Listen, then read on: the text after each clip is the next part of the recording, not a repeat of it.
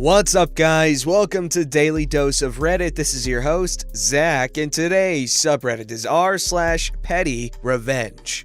This story's called Don't Challenge My Work Ethic. I will use that same work ethic to make you regret it. Long-time lurker, first-time posting here. I apologize for typos and errors. I'm on mobile, also sorry. This is a bit long. Female law students here. My university organizes this major moot court competition, which is part of an international competition. We organize the rounds for all national level contestants, and then the qualifying teams go to the international rounds. It's one of the most esteemed competitions of the world, so the stakes are generally pretty high. I was selected to be the coordinator for the national rounds because I have worked with the organizing team before, and I have a reputation for being absolutely thorough in my work and never leaving room for errors or loopholes. One thing I realized when I took charge was that things have always been done with a bit of a lax attitude. So I revamped the whole structure. I made sure we had proper rules of procedure in place, and all instructions were communicated to the teams beforehand, so there was never any scope of doubt on our end, and no team could accuse us of foul play because our university also participates in the competition every year. Due to Brovid, we had to cancel the physical rounds where the teams would argue before the judges and only accept memorial submissions, where each team sends in their written arguments in a prescribed format for each party to the case. The memorials are judged on content, but there are penalties for not adhering to the format. The top scoring teams would go for the international rounds. Since it was just memorial submissions now, there was a higher burden on us to ensure that they were properly checked. And I did exactly that. One of our rules is regarding zero plagiarism, and I had sent the plagiarism guidelines to all the teams in advance, which was also very detailed. We use Turnitin portal for plagiarism checks, so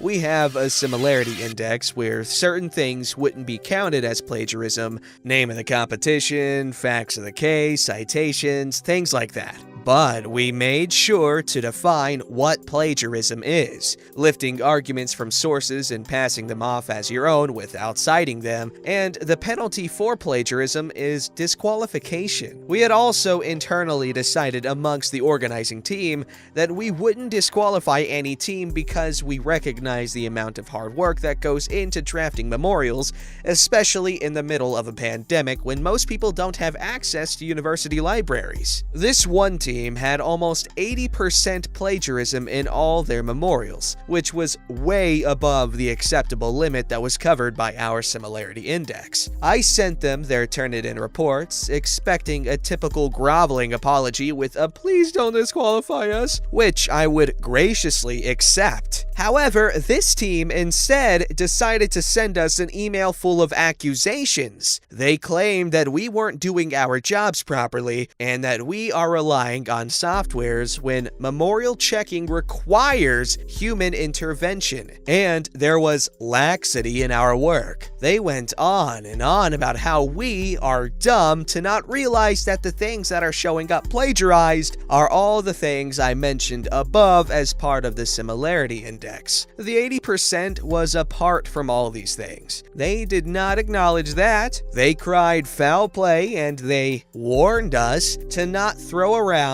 serious accusations lightly. Where they messed up was in claiming that I hadn't done my due diligence and threatening me. What they didn't know is that I had personally gone over every single memorial submitted to us, which was close to 100, to ensure that no team tried to dupe us into thinking their memorials were original. As a student, I know exactly all the ways to beat Turnitin. One of the ways is by replacing every fifth word in the paragraph you've copied, which is what the team had done.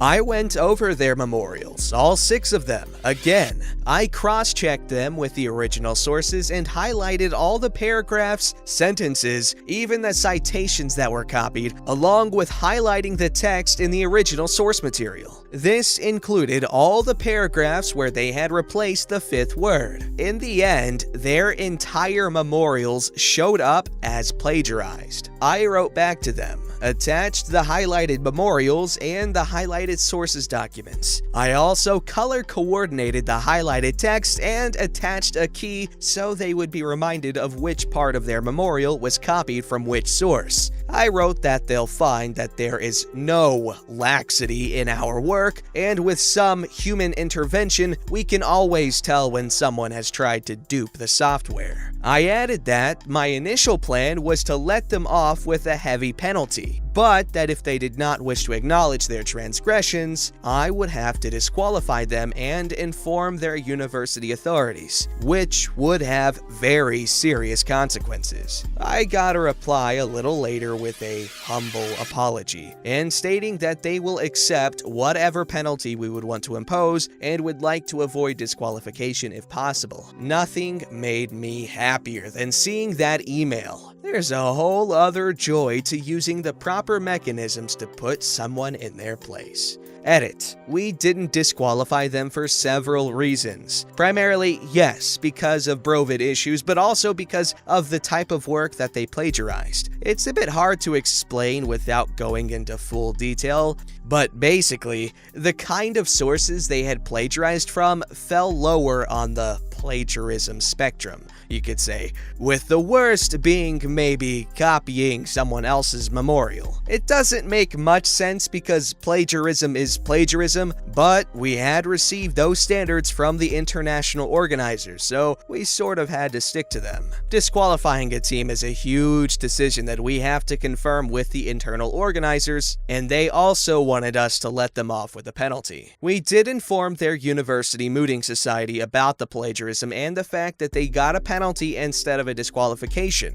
But the sad part is that plagiarism isn't really seen as that big of a deal in my country outside of academic papers, and is actually really prevalent in mooting culture over here, so even the university didn't really do anything about it. Also, I don't support plagiarism myself, so I will not be publicly sharing any of the hacks for beating Turnitin. I mentioned the fifth word thing because it's actually not foolproof, and 8 out of 10 times, Turnitin ends up catching it too. Wow, I never actually thought to try to beat Turnitin, probably because I don't actually mind writing essays. In fact, I kind of enjoy them because it's fun to make them entertaining to read.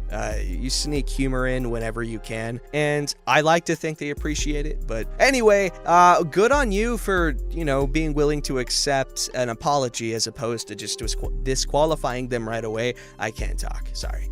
This story's called Don't Be Mean to Old Ladies. My friend and I were in Tesco food shopping. Or Tesco food shopping. Is that the full name? I don't know. As we turned into an aisle, there was a man with his trolley stretched across the aisle, blocking it, and an elderly lady asking him politely to move. He ignored her, then snapped, "You could wait," at her. She simply turned around and went back down the aisle away from him. As we shopped, we saw this same interaction a couple more times. Now, we don't know the details of how it started, but this man was deliberately seeking the old lady out and blocking her way. As we turned into the biscuit aisle, about 2/3 of the way down was the man, with his trolley behind him, engrossed in the biscuits. As we approached, I looked at my friend and gently pushed my trolley forward and in front of her. She immediately gripped the trolley handle, and I walked up to his trolley, gripped the handle, and we were off. We didn't rush, got to the end of the aisle, and turned into another aisle. We took his trolley, very full, to the far corner of the store and left it. When we reached the checkout, we told the cashier we had seen an abandoned trolley in the far corner.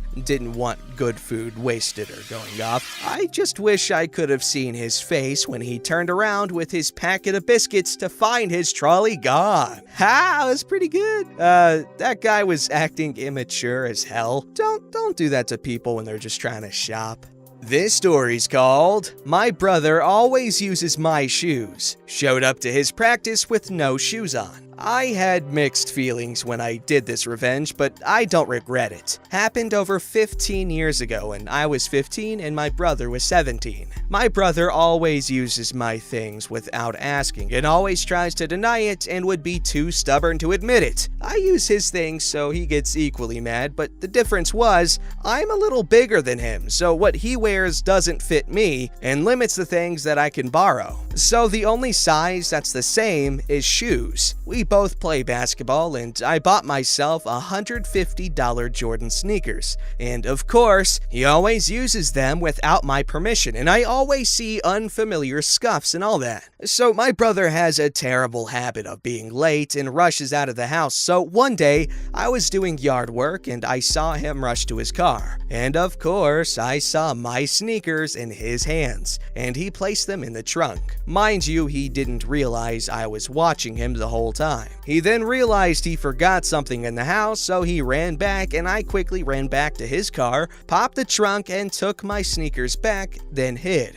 I saw him running back out and left. Then, later, he came home really upset and said that he lost his chance at being the starter in our high school basketball team because he didn't have his sneakers. His coach made him run laps and other types of crazy workouts. I gave him that smug look and he never owned up that he took it and realized it was gone. He only said that he forgot his sneakers. I honestly felt bad he lost the chance, but it was really satisfying. No, at that point, it's 100% his fault. As long as you've said something multiple times, can you not take my sneakers? Can you not take them? They're expensive, they're nice. And if he did that, that's his own problem. This story's called, I Gave a Karen a Tub of My Urine.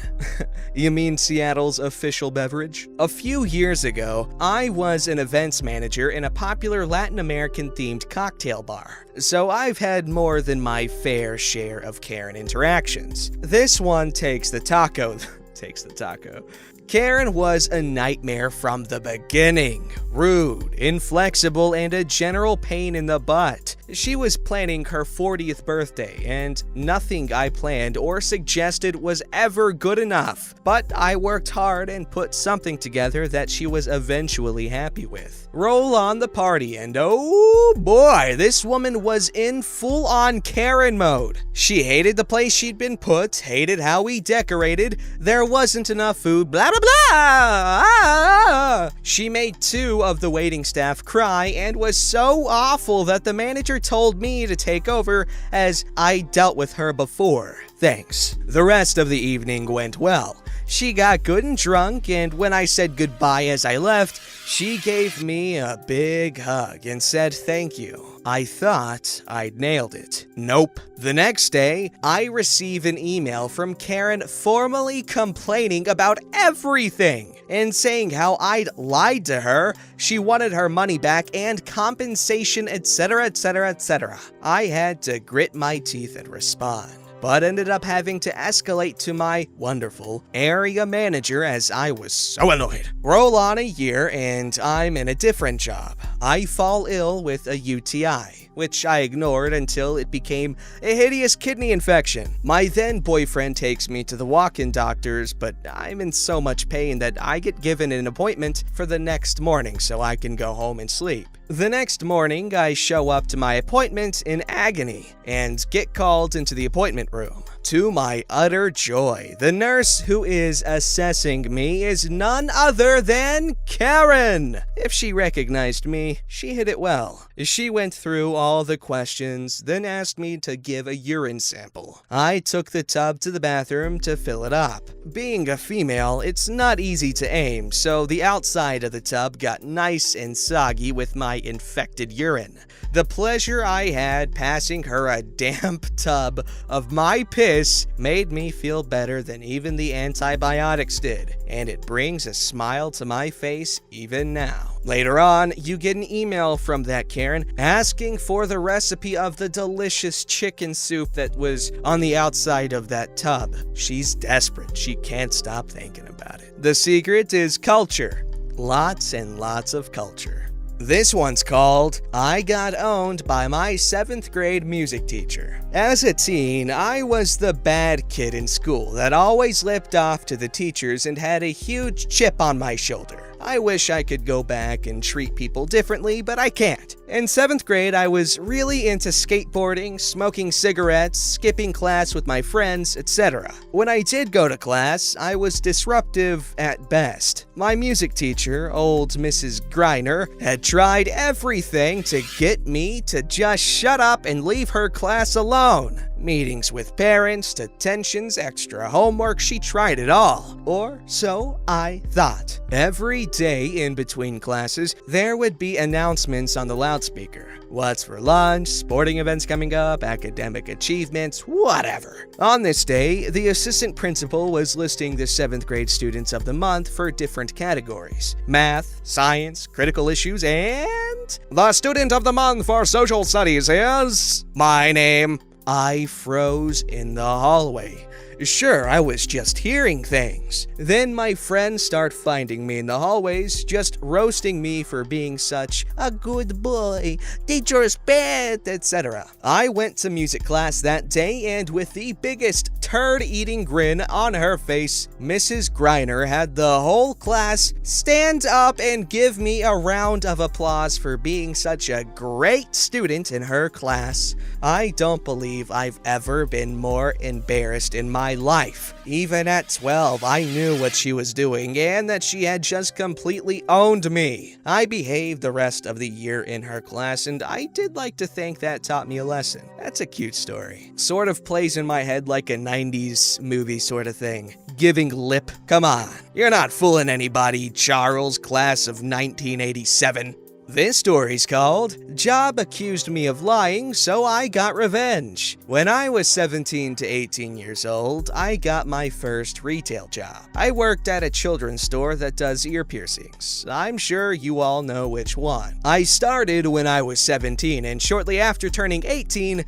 I was given a key holder position. I was thrown into the position with practically no instruction and absolutely no training. I did my best, even though I made mistakes, and I was actually doing fairly well. Time passes, I get back from a sleepover, and my mother informs me that while I was gone, my grandfather had passed away. Now, I worked just 2 hours after I got the news, so I went in still struggling not to cry my eyes out at any second. The first thing I see is the store manager standing there, looking annoyed. She takes me over to a bench out in the middle of the mall and sits with me, and starts telling me about all the things I'm doing wrong. All things I hadn't been trained on. While I mostly just blankly stared at her and tried not to cry. I wasn't taking any of the information in at all. I was just too upset. Eventually she noticed and asked what was wrong, and I broke down and started sobbing and told her. I then asked if I could go home, as I didn't think I could work efficiently with this news. She told me absolutely not, and she left, leaving me completely alone in the store. Now, for context, the store sold these stuffed animals called Beanie Boos. They also had giant versions that were about $40 to $50 a piece, I think. It's been years since I worked there, but anyway,